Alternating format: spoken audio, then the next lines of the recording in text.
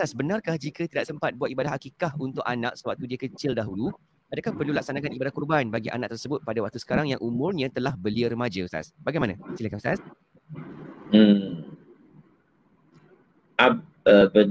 Ibadat akikah dan ibadah korban adalah dua ibadah yang berbeza.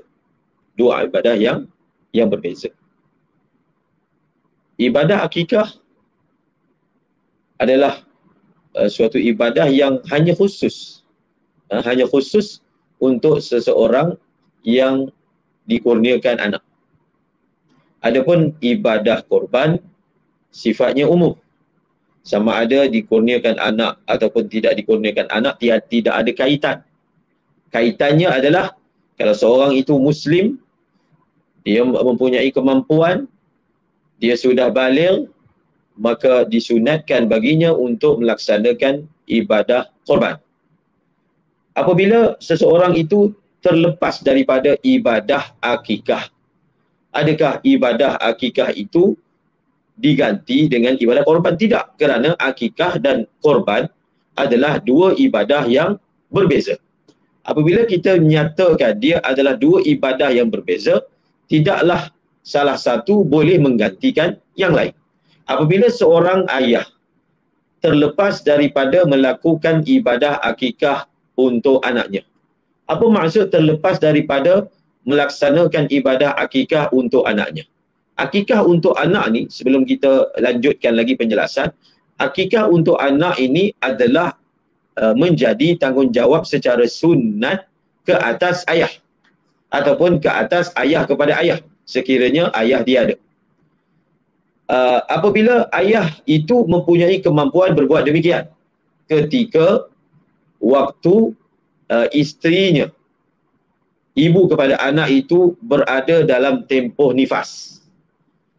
Di dalam tempoh nifas, ayah ada kemampuan untuk buat.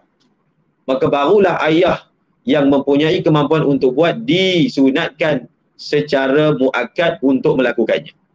Kalaulah dalam tempoh isterinya berada dalam nifas 40 hari ke 60 hari ke, dia tak mampu, maka tidaklah dituntut secara muakkad daripada ayah itu untuk melakukannya.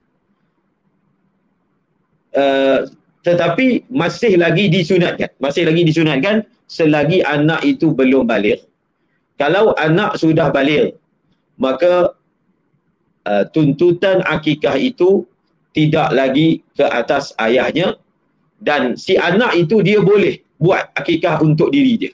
Kalau dia dah baligh, dia tahu semasa dia kecil ayah tidak buat akikah untuk dirinya, maka dia boleh melakukan akikah untuk dirinya.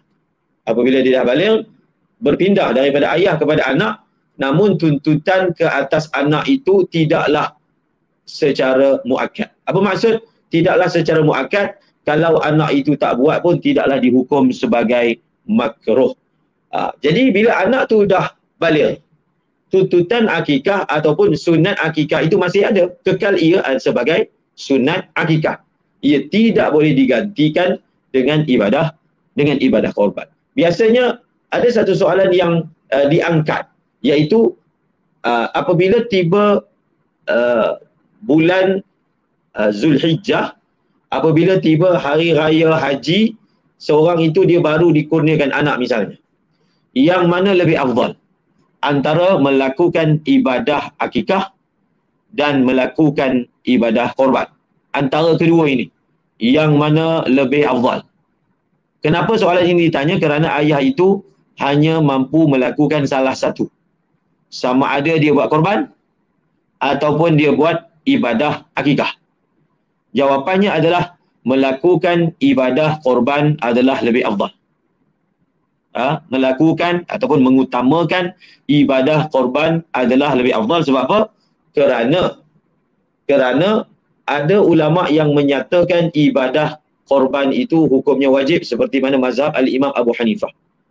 Adalah merupakan suatu kaedah yang menyebut bahawasanya apabila sesuatu masalah itu ataupun sesuatu ibadah itu ada khilaf, ada ulama lain yang mengatakan hukumnya wajib, maka ibadah itu kalau hukumnya sunat dalam mazhab kita, sunatnya itu adalah sunat yang sangat ditegaskan untuk melakukannya berbanding dengan ibadah akikah. Berbanding dengan ibadah akikah, ibadah korban ini ada ulama yang mengatakan wajib. Apabila ada ulama mengatakan wajib, maka lebih afdal kita utamakannya. Kalau kita hanya mampu melakukan salah satu, lebih kita utamakan berbanding ibadah akikah itu sendiri. Wallahu a'lam.